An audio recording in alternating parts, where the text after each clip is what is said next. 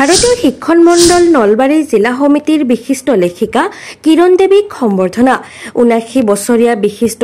লেখিকা তথা অৱসৰী শিক্ষয়িত্ৰী কিৰণ দেৱীক ভাৰতীয় শিক্ষণ মণ্ডল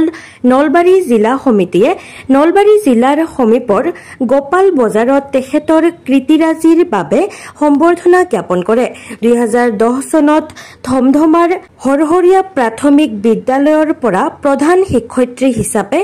অৱসৰ গ্ৰহণ কৰাৰ পাছত অলকানন্দা জীৱনমালা বিবিধা লেখা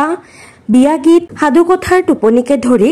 ১০খনতকৈও অধিক গ্ৰন্থ প্ৰণেতা কিৰণ দেৱীক ভাৰতীয় শিক্ষণ মণ্ডল নলবাৰী জিলা সমিতিৰ সভানেত্ৰী গীতিকা দত্ত শৰ্মা সম্পাদক অভিজিত বৰ্মনৰ নেতৃত্বত কিৰণ দেৱীৰ বাসগৃহত তেখেতক ফুলাম গামোচা মানপত্ৰ গ্ৰন্থৰ টপলা আৰু গছপুলিৰে সম্বৰ্ধনা জনোৱা হয় লগতে ৯২ বছৰীয়া অৱসৰী শিক্ষক গণেশ চন্দ্ৰ শৰ্মাকো সম্বৰ্ধনা জনোৱা হয় সম্বৰ্ধনা অনুষ্ঠানত উত্তৰ অসম প্ৰান্তৰ সম্পাদক দীপক কুমাৰ শৰ্মা প্ৰীতম মল্লবৰুৱা বিশ্বজিৎ শৰ্মা ইনালী দত্ত দিলীপ শৰ্মা কিশোৰ শৰ্মা আদিয়ে অংশগ্ৰহণ কৰে জনাম যে মই ইতিমধ্যে অৱসৰ লোৱাৰ আজি মই বৰ্তমান ৭৯ বছৰত ভৰি দিছোঁ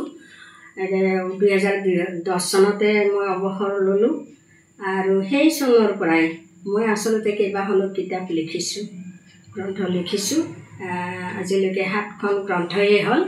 গতিকে এই গ্ৰন্থখিনি লিখাত ৰাইজৰ হাতত যেতিয়া তুলি দিলোঁ সাহিত্যিকৰ হাতত যেতিয়া তুলি দিলোঁ তেখেতসকলৰ অলপ চিন্তাধাৰা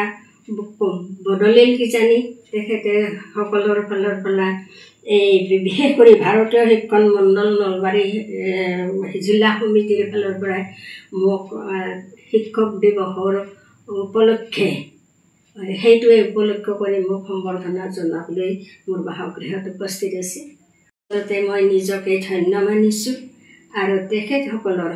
সৰ্বতো প্ৰকাৰ মই মংগল কামনা কৰিছোঁ